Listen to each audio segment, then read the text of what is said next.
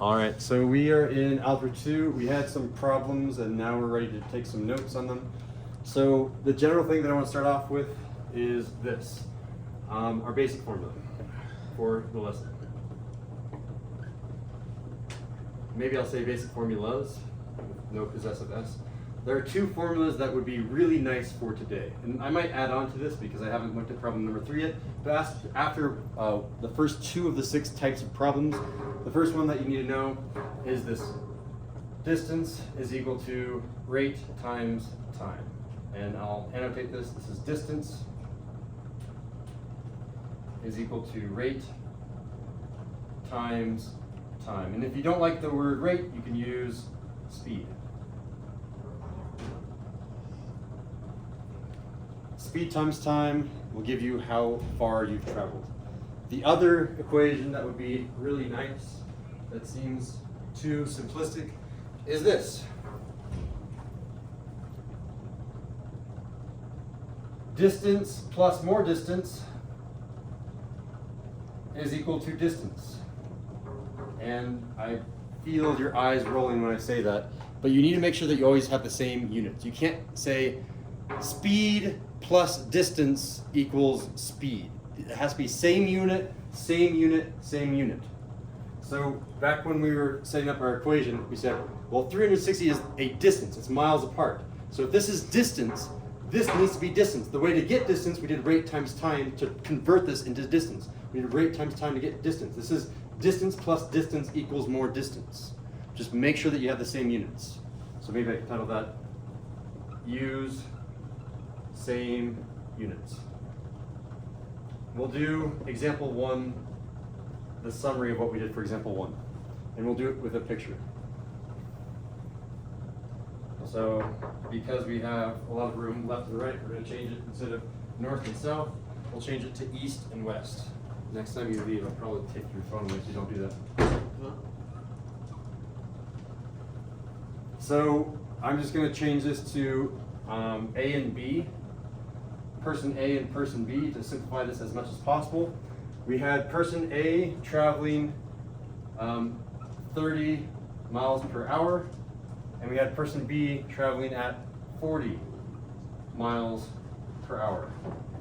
What else do we know? We knew that person B was traveling for 6 hours,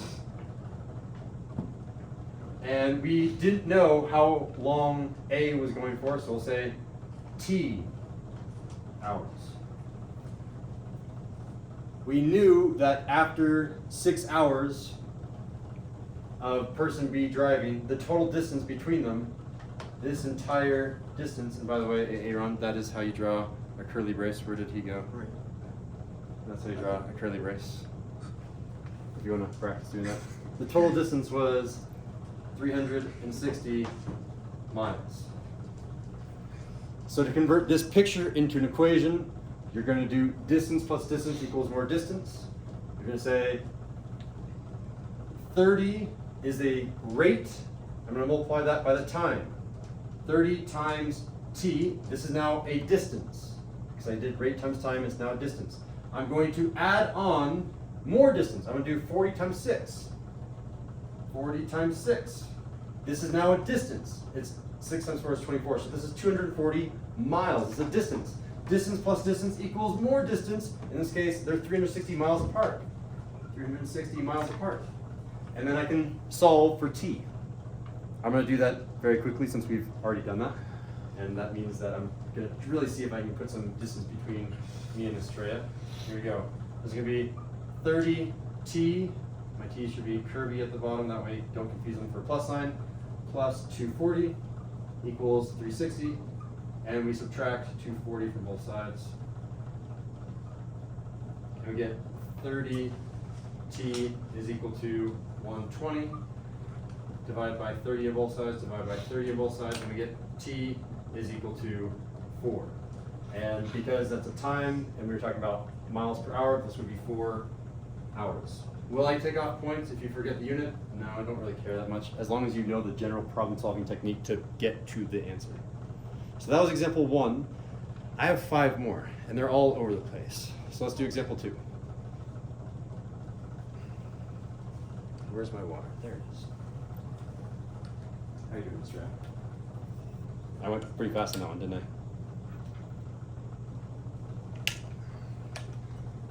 I don't want to go too fast because I want her to be able to still understand as I move through this. In our second example, it was very, very similar. Two people heading in opposite directions. Remember that A was a little bit behind. It had a staggered start. In this case, it was 2 hours behind. We didn't know at the very beginning of the problem that there was a 2-hour delay. I just said there is a delay, and then after 6 hours of B driving, we didn't know what the delay was. In example 2, again, we have missing information. It's supposed to be example number 2. In example number 2, kind of the same thing was happening. They're leading from the same direction, heading in opposite directions. In this case, I want to say there is a person A and person B. Person A, we didn't know how fast they were driving. We're going to say that it was A miles per hour. A miles per hour. And we didn't know how long they were driving for either. Oh, we did know how long they were driving for. I told you that it was going to be 6 hours. Person B, we didn't know how fast they were driving for, but it was B miles per hour. And they were driving for 3 hours. This information was a little bit hidden in the way that I worded the problem, but it was one of the first steps that we found. And then we know that they are eventually going to be, after the 6 hours of driving, they were going to be 330 miles apart.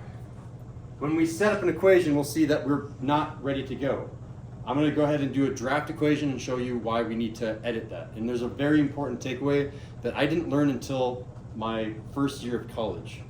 And I'll be repeating that lesson right now. We're going to multiply rate times time, A times 6 plus rate times time. And this is a B times 3. My 6's are supposed to be the curvy ones, and the B is supposed to be like the straight back ones. And that is going to be equal to 330. You'll notice that it almost verbatim matches the top equation in terms of how I ordered it. Speed times time plus speed times time equals distance. The problem here is that we have two variables, A and B, and only one equation. And this is the fundamental lesson that I learned in college. If you have two variables, you need at least two equations to solve. So as soon as I got to this point, I said, okay, we have one equation. We must have another equation, some sort of relationship between A and B so we can do substitution and solve. And there was indeed. We knew that we knew that A's speed was 10 miles per hour faster than B speed. You take B speed and you add 10 to it, and you can get A speed. Now that we have the relationship between A and B, we can do a substitution. So our substitution, we knew that if A is B plus 10, this A right here is also B plus 10, which changes our equation to B plus 10 times 6 plus B times 3 is equal to 330, and we can solve that. I'm going to fly through those calculations really quickly because we already did them. And then I'll try a third example where you guys are actually going to participate and not fall asleep. All right, so distribute, we get 6b plus 60 is equal to, or not equal to, still need to add our 3b, plus 3b is equal to 330. 6b plus 3b is 9b plus 60 is equal to 330. Again, just speaking out loud, I am simplifying both the left side and the right side before I start doing inverse operations. I've simplified the left expression. Now I can subtract 60, you get 9b is equal to 270, and then I ran out of room, so I'm going to come back up here and say that if I have 9b equal to 270, I divide by 9, and I get b's speed here, which is 30. In this case, it would have been miles per hour for our units, miles per hour. And by the way, that was the original question, which I forgot to say while recording. We were after what was B's speed. All right, I'm going to erase all the stuff on the left while Estrella catches up. Oh my gosh, she's already caught up. I'm going to go as fast as I can here to give you the third and new problem out of the 6 types of problems I'm going to be giving in this lesson. How are we doing on time? Not very good. We have 14 minutes left. I always try to give 10 minutes. I'll say this. I'll keep recording the lesson, but I will not be upset if you guys try to do homework while I'm also teaching the lesson. So I officially gave 10 minutes of letting you do homework. Let's try example number 3. All right, I'm going to do a little bit of converting on my own time to not make this so much of a word problem, just give you the core essentials that you need. All right, so let's make a picture. I have a point and I have one person that comes out and then back. So on the trip out, this person, we'll call this person A, went 20 miles per hour. And maybe I should have made this the other direction because you want to go out and back on you. The top usually happens before the bottom. So the top happens and then the bottom happens. On the way out, average speed was 25 miles per hour. On the way back, 20 miles per hour. And the question is, how long did the trip take? If the return trip took 5 hours. The return trip down here took 5 hours. We don't even need person A or person B, there's only one person. Up here we have X hours.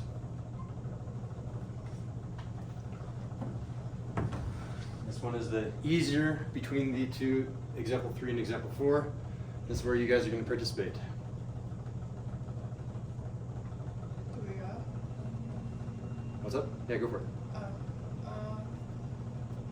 I would be really nice to set up an equation because even though you were able to do example 1 without an equation, example 2 needed an equation. This will be the same way. You'll need an equation for example 4. 20 times 5 plus 25 times x equals, what was the roundabout?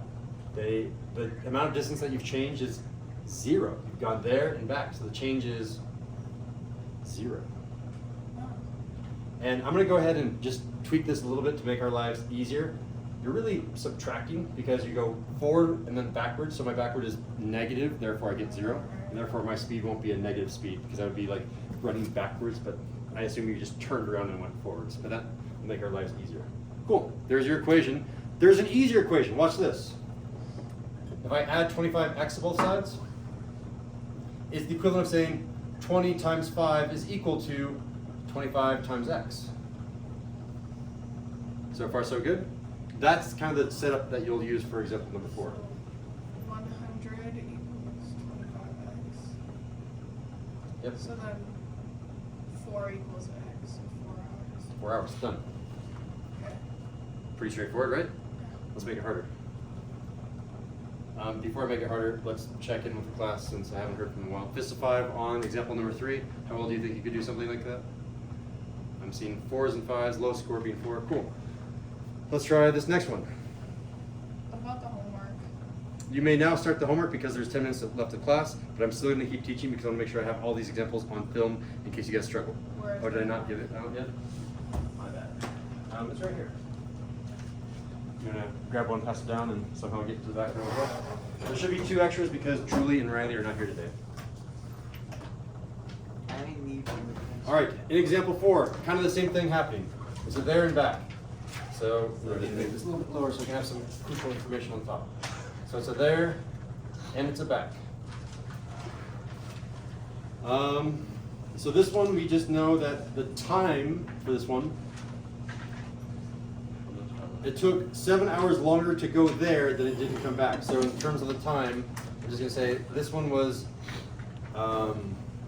the time to come back was t, the time to go there was t plus 7. Maybe I'll make this x plus 7 because my t's and pluses can maybe be interchanged. I understand, Estrella, that you are not able to take notes right now. If you want to switch to homework, I can take notes on the rest of this if you would prefer. It's up to you.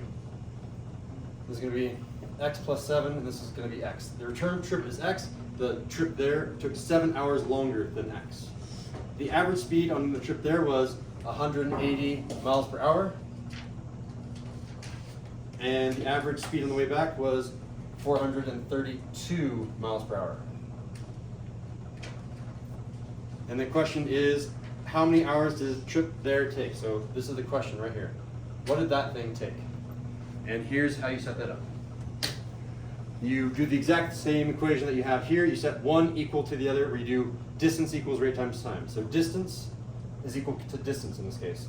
180 is the rate times the time, which is x plus 7.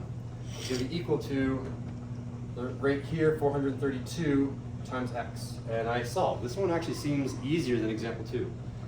But in this case, I'm going to distribute my distribute my 180. I get 180x plus 7 times 8 is 56. Carry the 5, 7 times 1 is 7, plus the 5 that I carried is 12.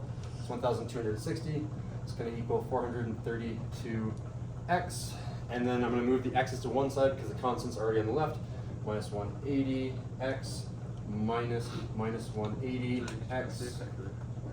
I get 1,260 is equal to, I'm going to change this problem into, I'm going to add 20x to both sides, add 20x, you're allowed to do this to both sides. This is now going to be 452x minus 200x, and now 452 minus 200 is much easier, that's 252x.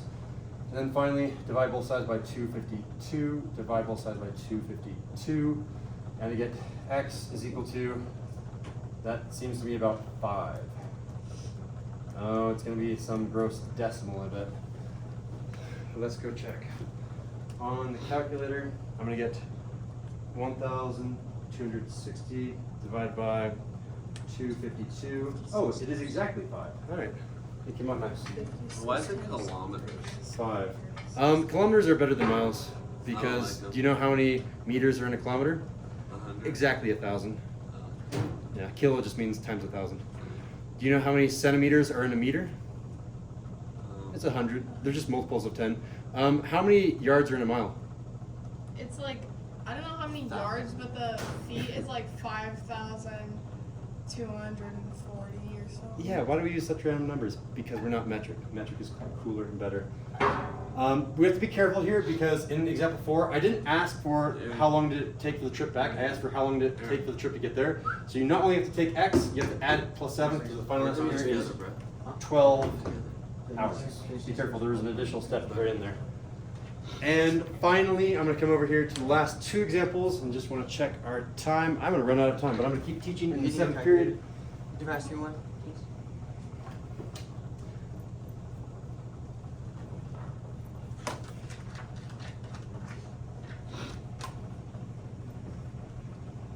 If this eraser could erase this pen that's super old, please. I wonder if I sprayed the whiteboard with WD-40, it would come off easier. That's how you're supposed to renew whiteboards, spray it with WD-40 white jam.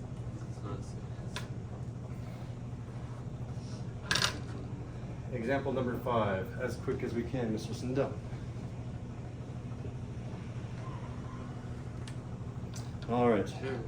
Number 5, a cruise ship left Diego Garcia and traveled toward Guam at an average speed of 12 miles per hour. Sometime later, a container ship left traveling in the same direction, but an average speed of 50 miles per hour. So they both go in the same direction.